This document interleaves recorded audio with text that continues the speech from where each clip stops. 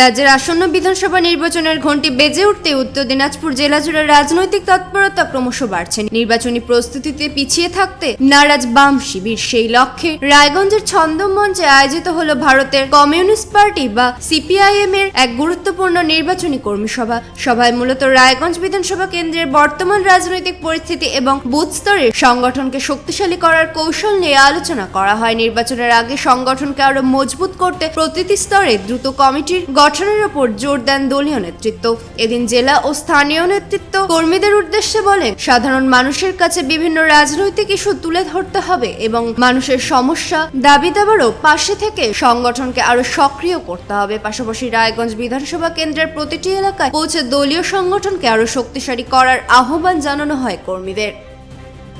ভাই এখনই যা গরম পড়ছে, সামনে তো মনে হচ্ছে আরো গরম বাড়বে। ওটাই তো রে, একটা এসি নেওয়ার প্ল্যানিং করছি, বুঝলি? এখন দাম কোথায় কেমন, কম দামে কোথায় পাওয়া যায় ভালো?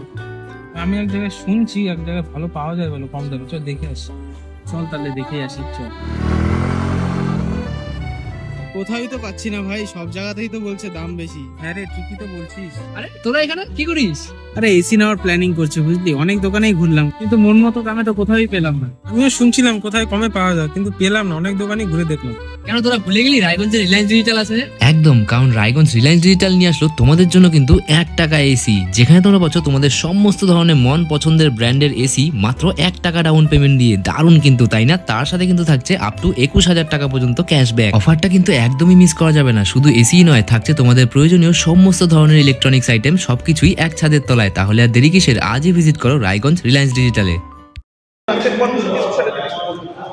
আগামী 2026 সালে যে বিধানসভা নির্বাচন আসছে, সেই বিধানসভা নির্বাচনকে সামনে রেখে রায়গঞ্জ বিধানসভার অন্তর্গত আমাদের পার্টি সদস্যদের নিয়ে আমরা একটা বর্ধিত সভা করছি। এই সভায় আমাদের নির্বাচনী কমিটি গঠন হবে এবং আগামী দিনে কোন রণকৌশলের ভিত্তিতে আমরা নির্বাচনে লড়াই করব সেটাই আজকে আলোচনা হবে।